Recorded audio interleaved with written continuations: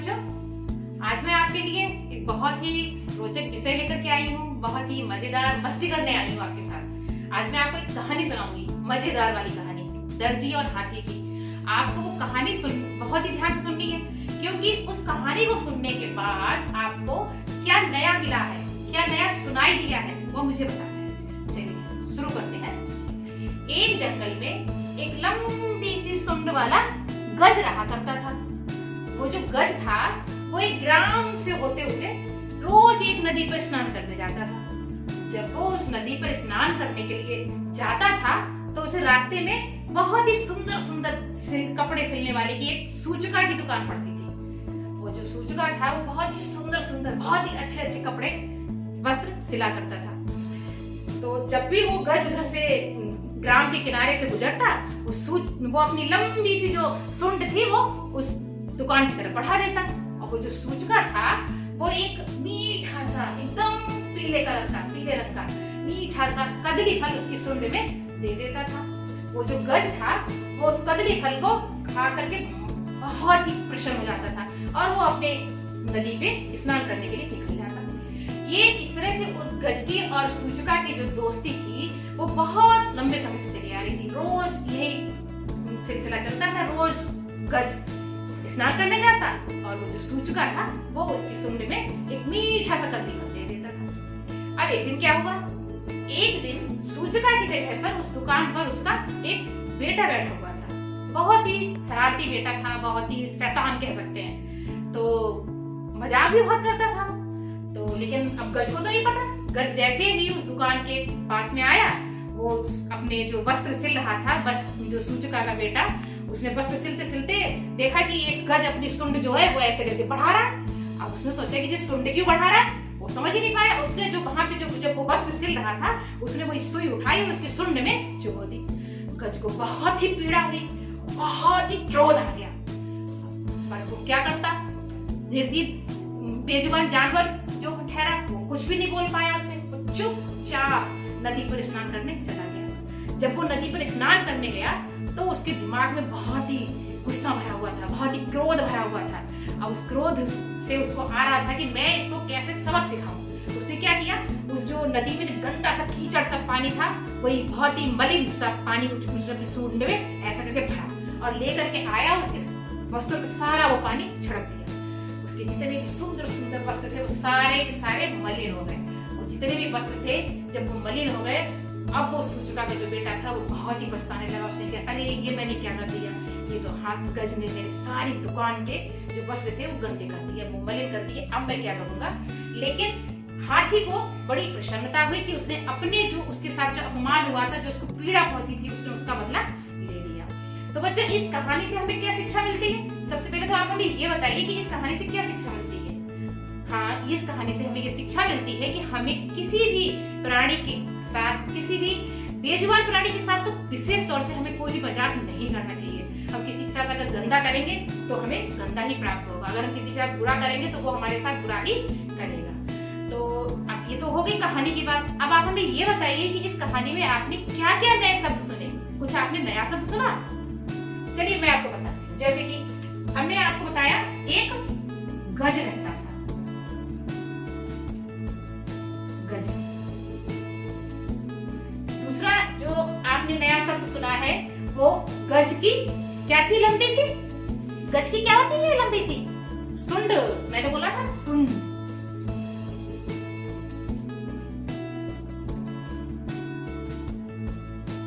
सूंड। अब वो सूंड वाला जो गज था, जब वो किसकी दुकान पे जाया करता था, कपड़े सिलने वाले, वस्त्र सिलने वाले, कौन आया? सूचका, उसका मित्र था। सूचका। सूचका क्या किया करता था? बहुत ही सुंदर सुंदर वस्त्र सिला करता था। वस्त्र।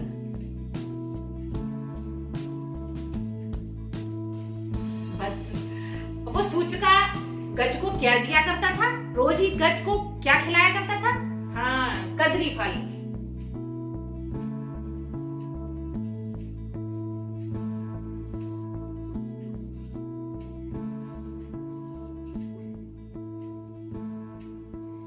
कदली फल। अब इसके बाद क्या नया शब्द सुना आपने? जरा याद करो, बताओ मुझे। कदली फल दिया करता था। हाँ, इसके बाद जब उसका बेटा एक दिन दर्जी सूचका नहीं था, उसका बेटा बैठा था, तो उसने उसकी सुंड में जो सुई चुभा दी, तो गज को क्या हो गया था? हाँ, गज को क्रोध आ गया था। क्रोध भी आपको एक नया शब्द सुनाई दिया होगा, क्रोध आ गया था। अब क्रोध क्यों आया था? क्योंकि उसको बहुत ही पीड़ा हुई थी, उसको असहनीय पीड़ा हुई थी।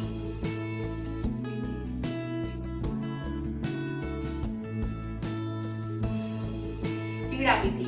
अब पीड़ा जब हुई उसको, तो वो क्या अपनी सुंड में क्या करके लाया? बिल्कुल सही, एकदम बहुत ही मलिन जल।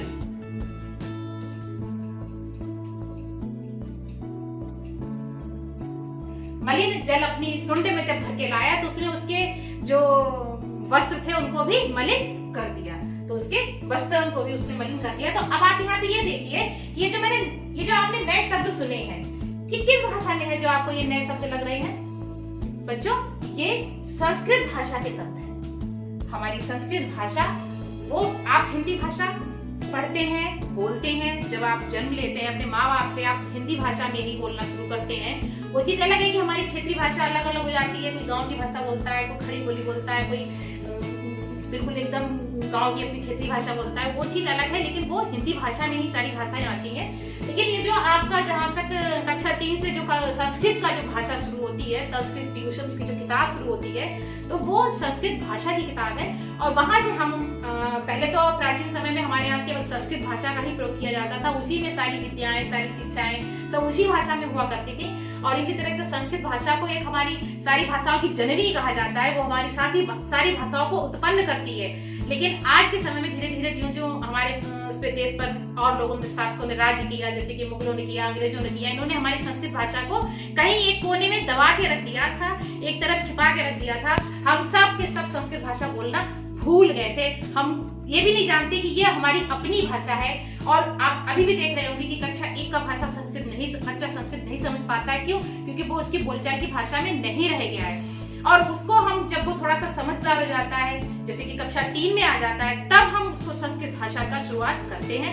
क्यों? क्योंकि संस्कृत भाषा हमसे दूर हो गई है, तो वो हमें समझने में थोड़ा सा कठिन हो गई है। लेकिन बच्चों, आप ये हमेशा याद रखना कि संस्कृत भाषा हमारी सबसे पहली भाषा है, हमारी जननी है, वो हमारी सारी भाषाओं की जननी है। तो इसलिए वो हमें अच्छी तरह से समझना, अच्छी तरह से याद करना बहुत जरूरी है। सारी भाषाएं ठीक है, हिंदी सीखिए, अंग्रेजी सीखिए, तमिल सीखिए, जो भी भाषाएं आपको है सब सीखिए। लेकिन उसके साथ साथ में आपकी उतनी ही महत्वपूर्ण भाषा आपकी संस्कृत भी है। और वही सारे शब्द आपको यहाँ पे दिखाई दे रहे हैं। देखिए कितना सरल है, आप देखिए कितना सरल तरीके से गज आप समझ गए होंगे कि जिसकी सुंड होती है, जो यूं लंबी सी लहराती है। मैंने आपको बताया ना, सुंड। अब बच्चा अपने आप कह रहा है कि सुंड किसकी होती है? गज, हाथी की। गज मतलब हाथी हो गया। तो आप समझ रहे होंगे कि गज हाथी को कहा मैंने। अब इसके बाद आया सुंड। जब मैंने आपको बताया कि गज की लंबी सी सुंड थी, आप समझ गए होंगे सुंड मतलब सूंड हो गया। तो इस तरह से आप फिर अब मैंने बताया आपको कि वस्त्र सिलने वाला, सिलाई कौन करता है भाई? दर्जी। तो दर्जी सूंड का माने क्या हो गया? दर्जी हो गया। अब इसके बाद मैंने आपसे कहा वस्त्र सिलता था। वस्त्र क्या सिले जाते हैं भाई? वस्त्र में कपड़े सिलने का सभी जानते हो। कपड़े से तो सब पहनते हैं कपड़े। होली में तो आप सबके सब नए कपड़े खरीद के लाएंगे। तो कपड़ों को क्या कहते हैं? वस्त्र माने कपड़े। अब वो क्या खाता था? कदली फल। बताओ हाथी के लिए कौन सा फल प्रिय होता है? सब जानते होंगे, बहुत ही पीला पीला एकदम मीठा सा होता है। वो हाथी के लिए नहीं, वो सारे बच्चों को बहुत पसंद होगा। हाँ बिल्कुल सही कहा, केला। कदली फल मीन्स केला। आप तो इसको जब पूजा करते हैं तब भी आप बोलते हैं कि कदली फल बेवा। तो कदली फल मीन्स केला हो गया। तो ये भी आपको पता होगा कि केला की संस्कृत कदली फल होगी। ऐसे ही हाथी को क्या हुआ था? क्रोध आया था। जब आपको कोई पीड़ा पहुंचाएगा, जब आपको कोई, मान लो मैं आपको स्विच बोल दूं, तो आपको क्या आएगा? गुस्सा। बिल्कुल सही। तो क्रोध मतलब गुस्सा आ गया। क्रोध माने क्या हो गया? गुस्सा। अब आप देखिए कितनी अच्छी तरीके से आप समझ सकते हैं कि उसको क्रोध आ गया मतलब उसको गुस्सा आ गया। अब यहाँ पे गुस्सा क्यों आया था? क्योंकि उसको पीड़ा हुई थी। पीड़ा मतलब दर्द, कष्ट हुआ था ना, दर्द हुआ था। आपको अगर दर्द होगा, कष्ट होगा, पीड़ा होगी तो गुस्सा आएगा नहीं आएगा? उसी तरह से उसने उसके सारे वस्त्र मलिन कर दिए। मलिन कर दिए मतलब भाई अपना बदला लेना था, तो उसने सारे वस्त्र गंदे कर दिए। तो मलिन माने गंदा, गंदे कर देना। तो इस तरह से आप इन शब्दों से अगर आप परिचित हुए होंगे तो आपको समझ में आया होगा कि संस्कृत भाषा भी कितना अच्छी और कितना रुचिकर भाषा है और कितना हमारे लिए आवश्यक है। आज मैंने कक्षा 3 से चूंकि शुरुआत होता है तो मैंने इसीलिए आपको शुरुआत किया है कि संस्कृत भाषा भी हमारी अपनी भाषा है, बहुत ही सरल और रोचक भाषा है। इसको आप इस तरह से जोड़ करके अगर चलेंगे तो मुझे विश्वास है कि आप आगे आने वाली वीडियो में और आने वाले चैप्टर पाठों में आप संस्कृत भाषा से बहुत अच्छी तरह से परिचित हो जाएंगे।